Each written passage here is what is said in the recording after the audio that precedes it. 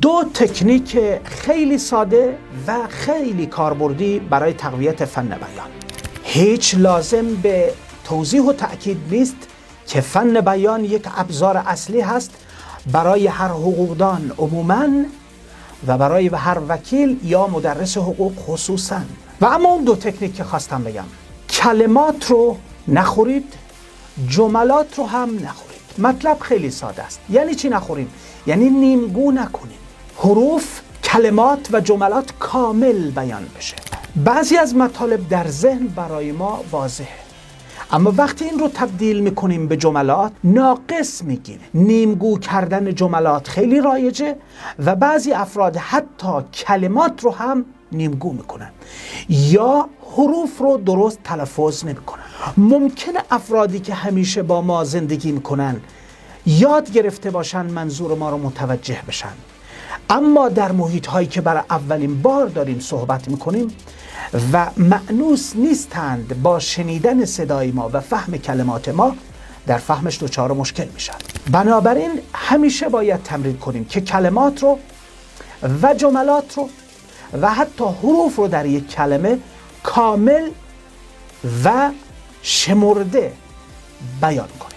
تکنیک دوم، اگر دچار سهو لسان شدیم، جمله ای یا کلمه ای رو غلط یا ناقص گفتیم، نگذریم، همونجا برگردید و از اول دوباره تکرار کنید.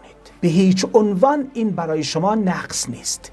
عیب اینه که کلمات رو یا جملات رو با غلط بگیم و ازش بگذریم. این که برگردیم و تصحیح کنیم هیچ خدشه‌ای به اعتبار شما وارد نمیکنه. به علاوه به مرور زمان این خطاها حذف میشه. کلمات رو خوب میتونید بگید. حالا تمرین.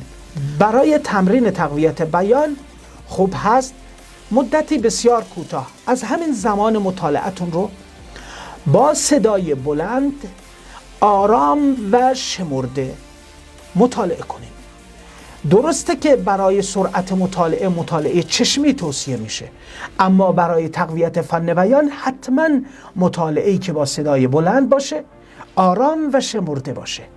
همون سطحی که قراره در یک کلاس درس آموزش بدید اگر مدرس هستید، یا در دادگاه خطابتون رو ایراد کنید اگر وکیل هستید، و یا در هر محیطی که قراره صحبت کنید.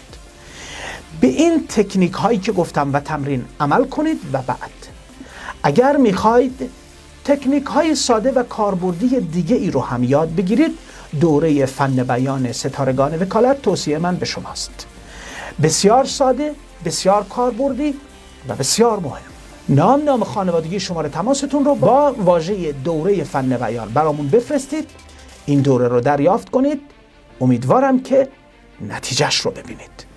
ممنونم از همراهی همیشگیتون.